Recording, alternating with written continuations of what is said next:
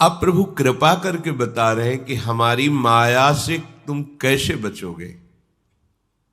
माया से जो हमें भ्रम में फंसा करके बराबर दुख शोक संताप, ये गुण और दोष धर्म में फंसाती है, जिसे राग और द्वेष कहते हैं, जिसे हर्ष शोक अनुकूलता प्रतिकूलता कहते हैं। ये इसका धर्म है। इसी धर्म से जाना जाता है कि हम माया से प्रभावित हो रहे हैं। पर जब प्रभावित होंगे तब आप नहीं जान पाएंगे। जब आपकी शुद्ध सात्विक वृत्ति होगी तब पहचान होगी कि अरे अभी तक तो माया में ही मैं फंसा रहा। अपने में गुण धर्म, दूसरों में दोष धर्म, इसकी प्रधानता है माया की।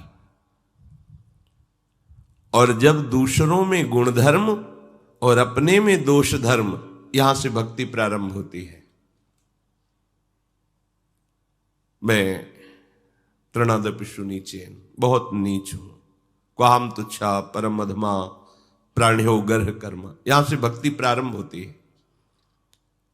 जब तक आप में कुछ गुण दिखाई दे तब तक माया से छले जा रहे हैं।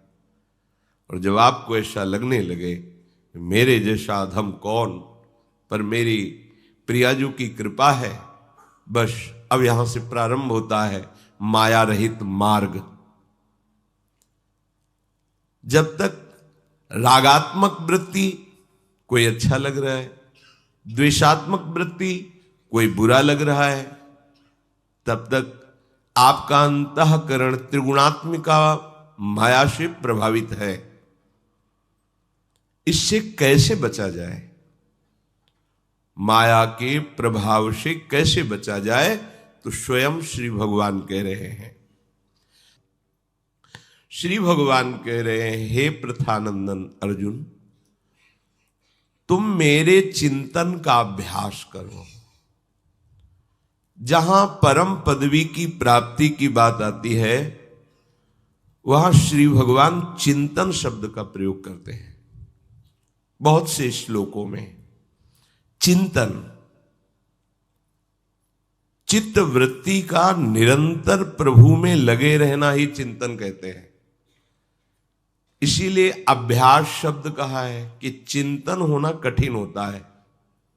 क्रियाएं करने का हमारा सहज स्वभाव बन गया है।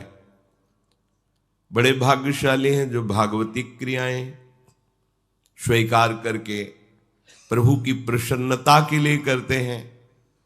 पर प्रायः अहम धर्म से युक्त होकर, स्वसुख वांछा से प्रेरित होकर सारी क्रियाएं की जाती हैं। अहंकार विमूढ़ात्मा करता हमिति मन्यते, मैंने ऐसा किया, मैं ऐसा कर रहा हूं, मैं ऐसा करूंगा, इसी से प्रेरित होकर सारी क्रियाएं होती हैं। कोई बड़ा भाग्यशाली होता है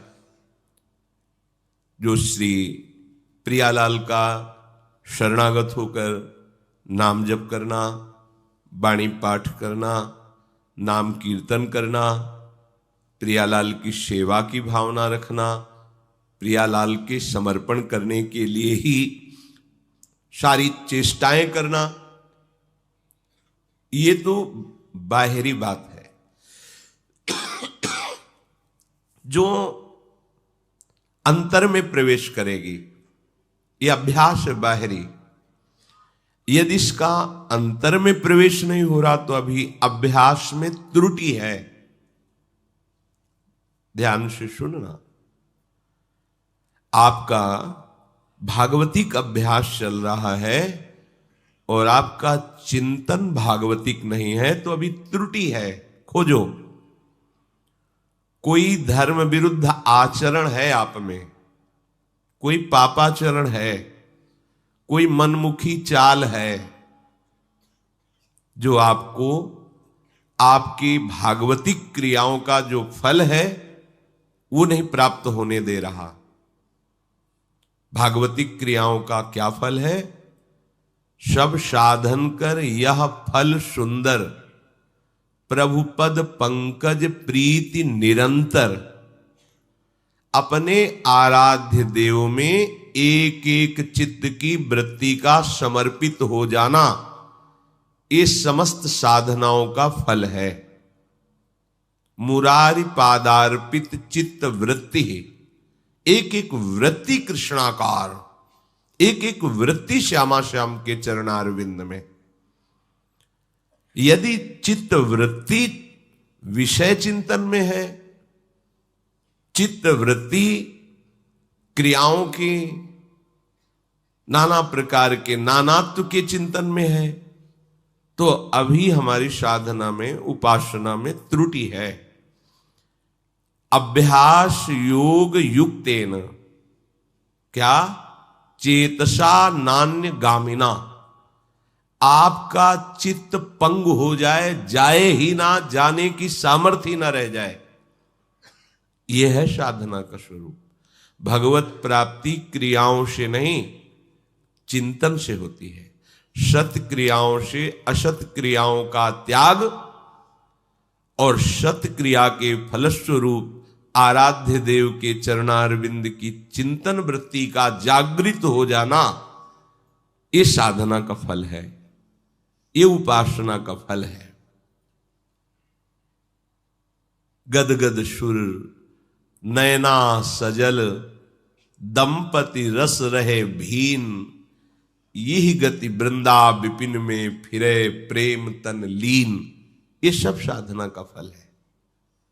आराध्य देव के चिंतन में रोमांच हो रहा है, पुलकावली बढ़ रही, अश्रु प्रवाह हो रहा है, वृंदावन की वीथियों में युगल चिंतन में डूबा हुआ है। ये जीवन का, साधना का परम लाभ है। चेतसा नान्य गामिना, हमारा चित्त कहीं और जाए ना, तो इसका परिणाम परमम दिव्यम, जो परम दिव्य है, परम पुरुष है।